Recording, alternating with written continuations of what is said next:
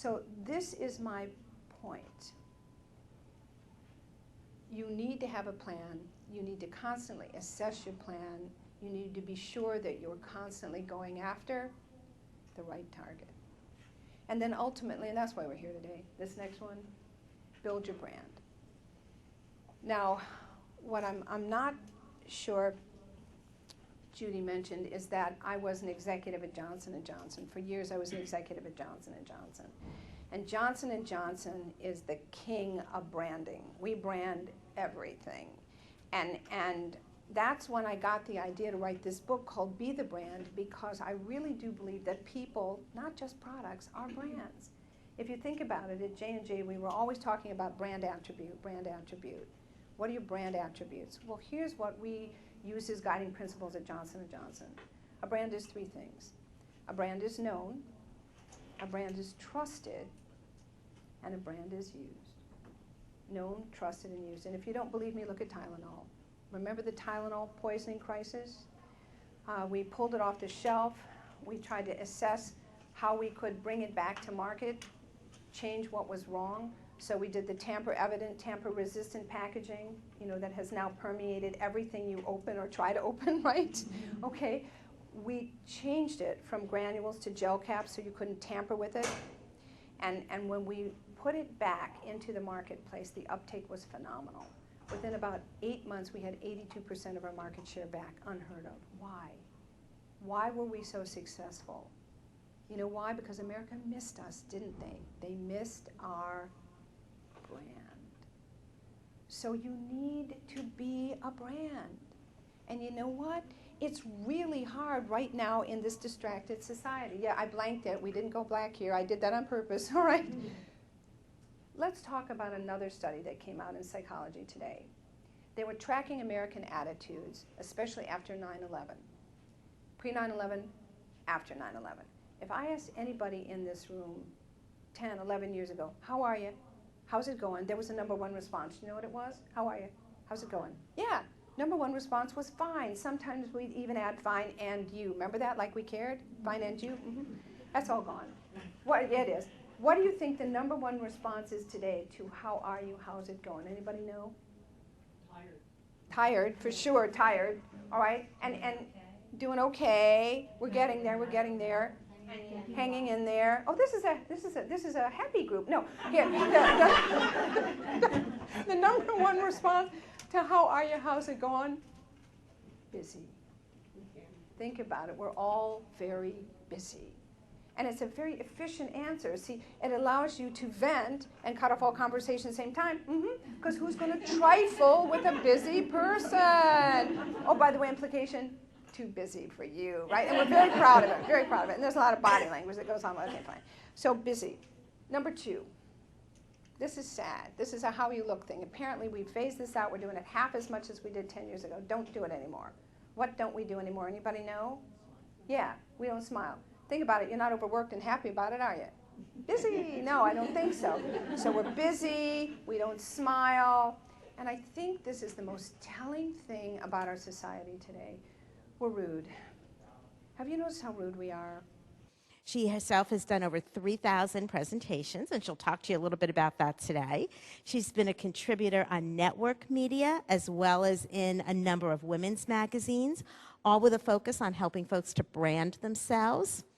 Prior to joining this role, she actually was a network anchor, award-winning for that. She also has been a member of Johnson & Johnson and was in a senior position here. So we are so privileged, and not only does she have terrific credentials, but she understands Johnson & Johnson, and you'll hear that coming through loud and clear.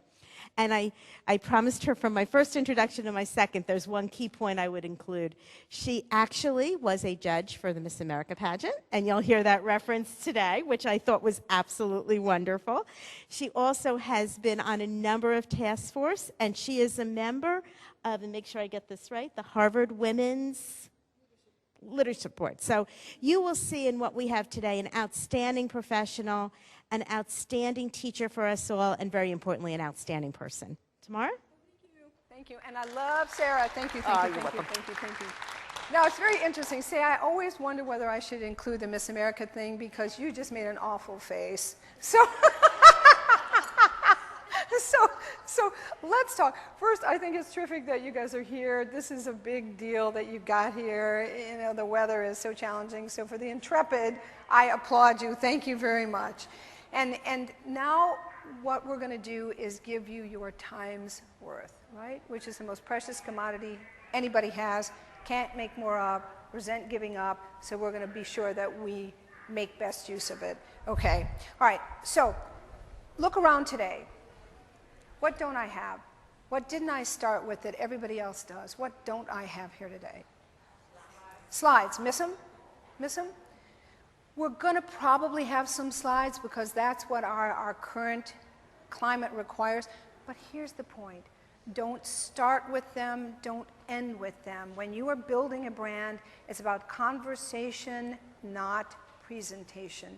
It is the art. It is the act of staying natural in an unnatural situation. This is about you. And when I was putting this presentation together, I kept thinking, how am I going to kick this off? How am I going to kick this off? And then I thought, well, I don't want to get creepy, but I do want to tell a story because it's personal and it's heartfelt.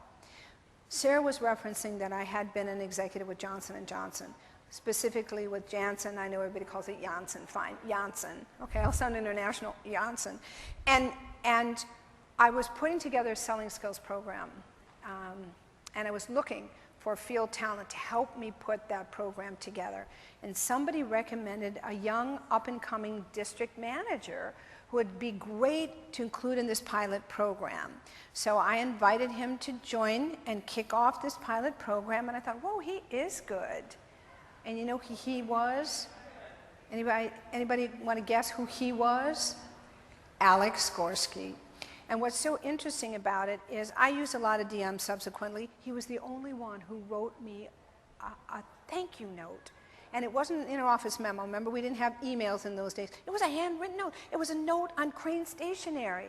And I was so impressed with what he had to say and the thought that went into it that I did what he probably thought I might do. Guess what I did? I shared it with the president.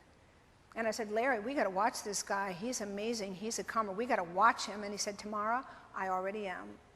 Wow. So if you think about building your brand, that was 21 years ago. And over the 21 years, I think Alex has become an amazing leader. I think he has found his voice and helped women find theirs. So when I was putting this presentation together, I reached out to him. I said, you know, you've been helping women find their voice for a long time. I'd like to include yours in my conversation this morning. Do you have any thoughts? And he said, yes, I do. So let me share an Alex-ism with you. I always encourage women to first and foremost be themselves. More than anything else, people want to see authentic, real, and great leaders, not, let me repeat that, not perfect, plastic, or fake imitations. Guess what he's suggesting you all be? A brand. Not a generic, be a brand. And it is really hard to be a brand right now, which is why we are focusing today on 3 things. Finding your voice, building your personal brand, and I'm going to add a third, elevating the status of you. For purposes of this demonstration, I'm going to be Tom Jacobs. I'm vice president of something terribly important, I don't know what. And I come in, and what's the first thing that happens? What does Tom do? Warning. Really pleased that everyone is here to experience our sales results for last year. How did we end fourth quarter? It was pretty clear that we needed to raise the bar. See, I don't get this. I don't understand the tug. A nanosecond later, it's just where it was. And then there's this choreographed move into the pockets. You found home. And now that you've gone home, you don't want to leave home. You go body rest, and then you know, and now you can't express yourself. So your energy has to dissipate some way somehow, and then that endless pacing, right? And they're very proud of it. I'm a moving target. No, you're not. You're annoying. So gestures become very important. Women, if men, you know, pace around, we pose. Have you seen what women do when we get in front of somebody? All right, I'll be the same CEO, only now I'm a girl. I'm Tamara Jacobs, and this is how women would approach it. Good morning, actually, good afternoon. I am so pleased to be here because I think everyone in this room understands that we have a mission, that we've certainly stepped it up the last part of, and I think that it, right? I don't know why we find our thought in our hair, but that's a very important part of it. And it's very interesting, if you notice, what did I immediately do? I stood on an angle, because if I stand on an angle, I look thin, right? Never mind that I'm annoying and weak, mission accomplished. I look thin. So I'm going to ask you to think about executive precedence. I'm going to ask you to think about where do you place your hands, how do you use your hands. You should use your hands. You want to be expressive. It makes you larger than life. It's just that you don't want to fall into girl things, which is women have a hard time finishing our gestures. You want to have defined gestures that have a beginning, a middle, and an end, as opposed to leaving them out here like flippers and you're serving tea, okay? And I bring this up because it's important. Let me tell you where this equation's going, so don't fall victim to this. Right, and the last thing in this triad here is the verbal. How do you sound? The energy in your voice. How do you sound? Women, when we get nervous, we have upspeak. When we get nervous, we use a lot of fillers. When we get nervous, we get quiet.